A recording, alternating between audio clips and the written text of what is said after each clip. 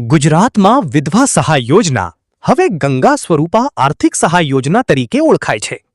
આ યોજના હેઠળ પાત્ર વિધવા બહેનોને દર મહિને 1250 રૂપિયાની સહાય સીધી તેમના બેંક કે પોસ્ટ ખાતામાં જમા કરવામાં આવે છે। અરજી કરતી વખતે નીચે મુજબના દસ્તાવેજોની પ્રમાણિત નકલ બીડવાની રહેશે।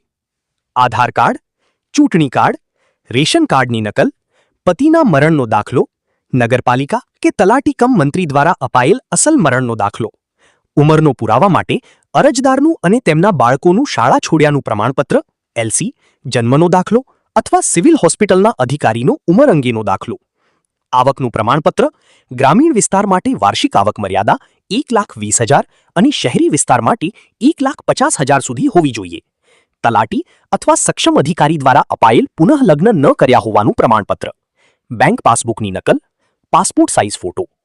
અરજી ફોર્મ રાજસ્વ વિભાગની વેબસાઇટ પરથી ડાઉનલોડ કરી શકાય છે અથવા નજીકની મામલતદાર કચેરી, જનસેવા કેન્દ્ર કે તલાટી કચેરીથી વિનામૂલ્યે મેળવી શકાય છે। ફોર્મમાં માંગેલી તમામ વિગતો સ્પષ્ટપણે ભરીને ઉપર જણાવેલા તમામ પુરાવાઓ તેની સાથે જોડવા।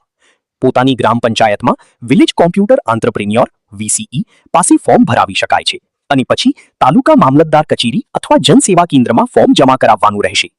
મામલતદાર કચેરી દ્વારા દસ્તાવેજોની ચકાસણી કરવામાં આવશે। જો તમે પાત્ર હશો તો પ્રાંત અધિકારી દ્વારા અરજી મંજૂર કરવામાં આવશે અને તમને SMS દ્વારા જાણ કરવામાં આવશે।